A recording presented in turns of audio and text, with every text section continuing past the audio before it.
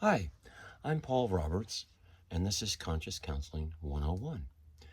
And today we have a person that is asked, now that they're done raising their children after, I think they said 28 years, the wife would like to have a way to spice things up, and the man's not quite sure. And the way that she suggested to spice things up was to have another couple join them in affection, of the affection kind. So there's a larger issue here, and I don't know who I'm speaking with because I only put myself out there as a friend. But I'll talk a little bit to that issue, but I'll also talk about the larger issue. First off, I want to say I've never gotten a letter quite like this. And the thing that struck me is, there aren't a lot of people that are married that long, and they raise these kids. They must have an okay relationship in order to endure that long time. Or maybe they got started young. I don't know all the story. But if they've got this relationship that's that strong to endure, and I know because I've been married for 35 years, and I've got raised grown kids too. I know how hard it is.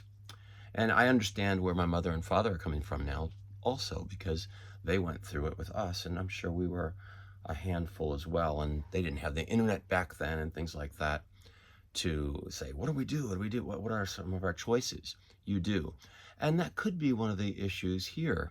You have so many choices available that they all seem rational. They all seem acceptable because so many people are choosing the choices. And you can find any choice you could possibly want shown to be well looked at and possibly a good choice for you.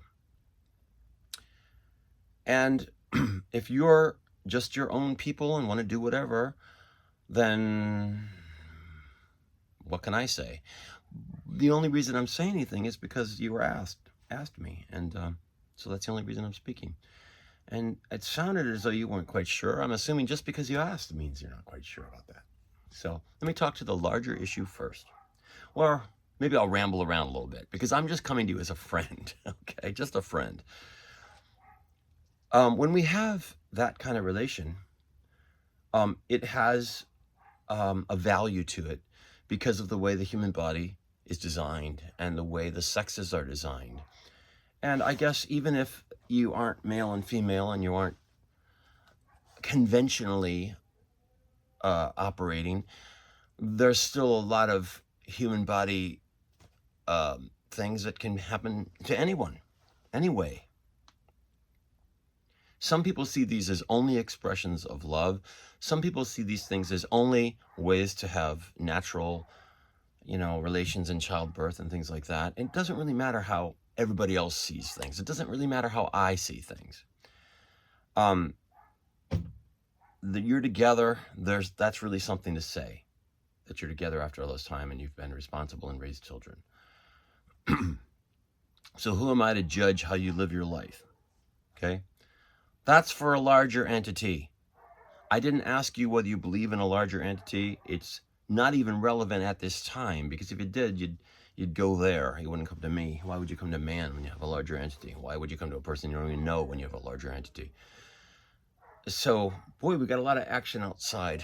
Sorry for all the noise, but just a regular person living in a regular place here. But it's morning. And I'm sorry I had to put you off, but I was helping move my daughter from one apartment to the next this weekend. And so I was not available like I normally am. I normally do it the day of. I normally do it immediately because I value talking to someone and helping someone more than I value just about anybody else. I have to value my wife and my family, and I have to value my beliefs. I believe there's a larger entity. You can call it whatever you want to. You can call it God. You can call it creator. You can call it force. You can call it whatever. I personally believe that by wanting to believe in a larger thing than ourselves that we can't see, it forces us to expand our points of view and our minds and our conscious and our spirit and our just everything. Our just say, what if, is a larger picture.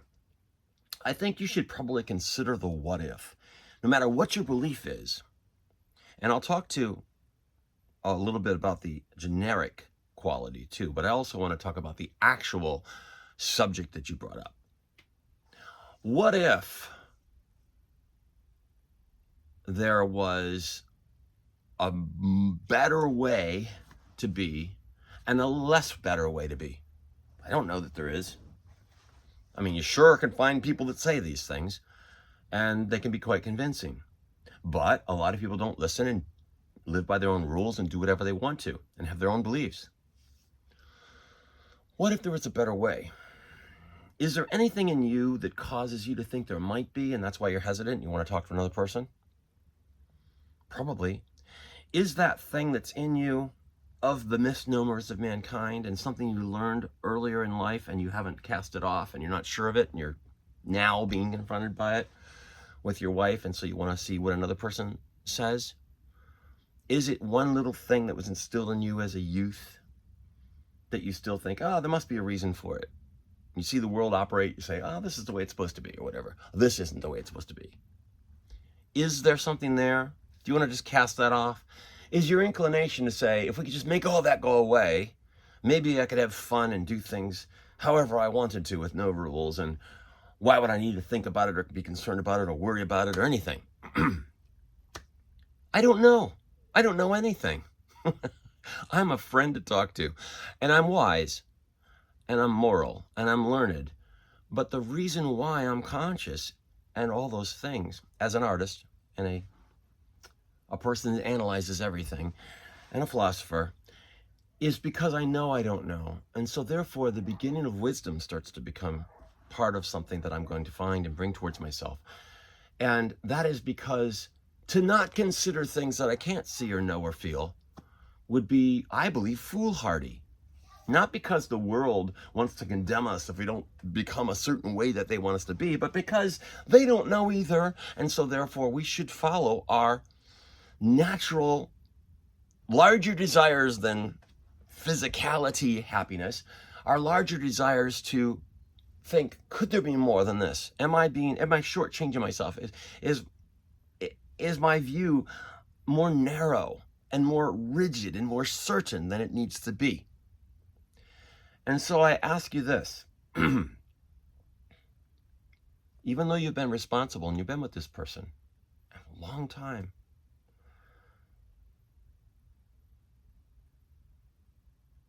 is the way that she's asking of you truly valuing you in the way that you deserve to be valued? Self-value. This video is really about self-value. It's not about what you think it is. Is she showing you that you're valuable because she gives you the supreme thing, but then it seems like a downgrade because in order for you to be more valuable now, you have to do something else that she thinks is more valuable? I don't know where you are in your relation to understanding one another's spiritual or mental or conscious quests in life. I don't know where you are. But I hope she's talking to you on the terms of, how do you feel about this in comfort-wise, rather than trying to make it sound exciting and trying to make it sound like this will be better. You know, let's do this. We can do it now. You know, feels good, do it, right? The 60s hippie way. If there's any inclination on your part that she doesn't care about you and your relationship first, or that if you're feeling pressured or moved to do something because you think somehow she has some power or wisdom or insight that you don't have, I would say that you're bordering on codependence and your self-value isn't as supremely high as it needs to be. Once your self-value is as high as it needs to be, I would ask you to try to see the point of view that I'm seeing it as, that you're being asked to do less for the other person. And ultimately, if we're not asking someone that we love to do more for us and them too, then that's a downgrade. It's just, she's putting it just bluntly and cleanly, just have fun. I have a person that I get my hair done with, and we talk sometimes, and they like to do things kind of on this side of things, and too.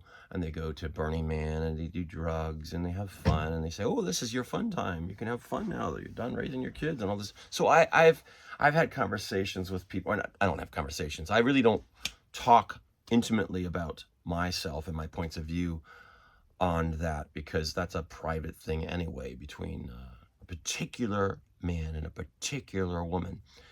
But I've heard and been exposed to a lot of things. And of course, in the media and the internet, you can be exposed to anything.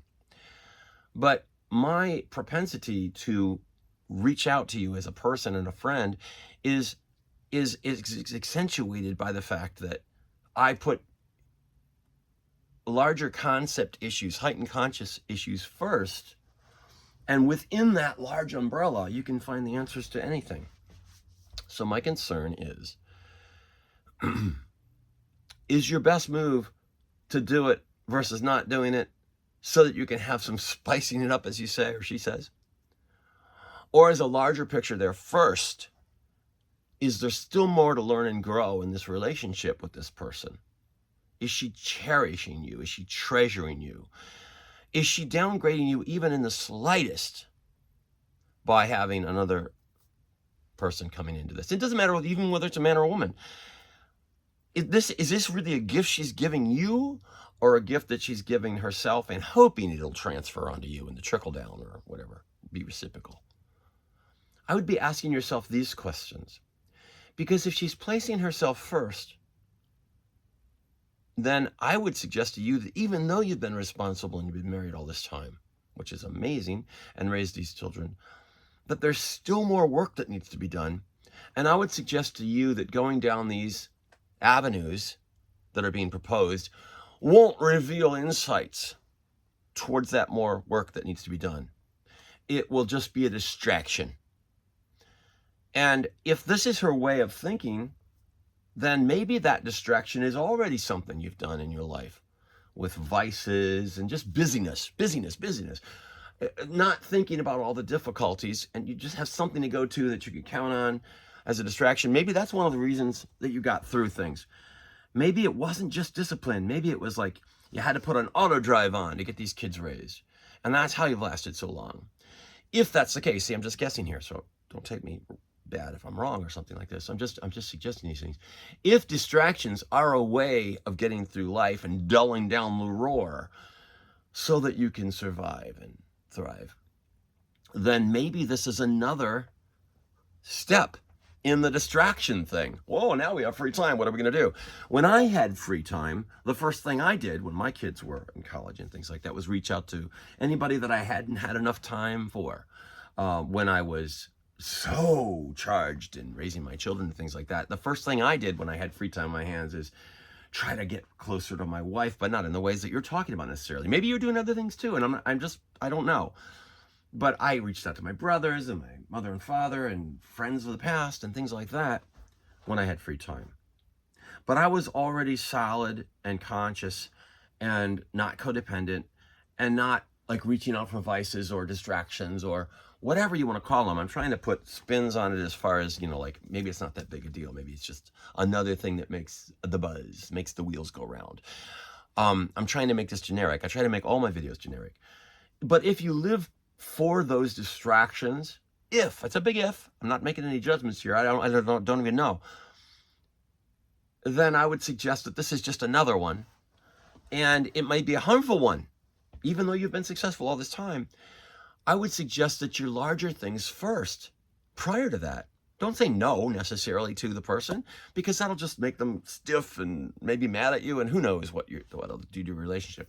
I would say, I'm not ruling anything out or taking it off the table. I'm not trying to demean you or put you down. But maybe what we should really do is focus on all the us time that we've missed out on by all our responsibilities and all our, raising the kids and putting them first and doing all that. Maybe we should catch up to where we were when we started and complete the cycle of where we were going and reach out for one another first and catch up and dot all our I's and cross all our T's first, and then talk about what we can do to distract ourselves or have fun. I would suggest if anything I've said today registers with you at all, that just consider those things. I'm just another voice talking to you as a friend. I'm Paul Roberts, and this is Conscious Counseling 101.